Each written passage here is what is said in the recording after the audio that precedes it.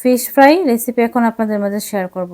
তার জন্য আমি 2 চামচ মরিচের গুঁড়া, 1 চামচ হলুদের গুঁড়া, 1 চামচ জিরার গুঁড়া, 2 চামচ ধনিয়ার গুঁড়া, 1 চামচ লবণ, আধা চামচ বিট লবণ আর 1 চামচ টেস্টিং সল্ট নিচ্ছি। এখন 4 চামচ ভিনিগার মিশিয়ে নিচ্ছি।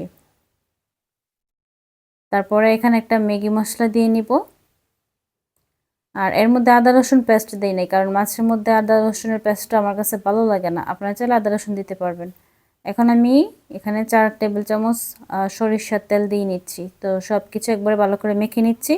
এখন মাছগুলো ভালো করে লবণ দিয়ে ধুয়ে পরিষ্কার করে পানিগুলো জড়িয়ে মাছের মধ্যে মশলাটা লাগিয়ে নিচ্ছি। তারপর আধা ঘন্টা ম্যারিনেট করার জন্য রেখে দেব। এটা যত বেশি ম্যারিনেট করে রাখবেন তত বেশি মজা লাগবে। ম্যারিনেট করে রাখছি। তারপরে হচ্ছে এখানে এখন ভাজি করে নিচ্ছি। চুলার আঁচটা মিডিয়াম রেখে ভাজি করে নেবেন। এটা খেতে কিন্তু মাশাআল্লাহ অনেক বেশি মজা হয়েছিল।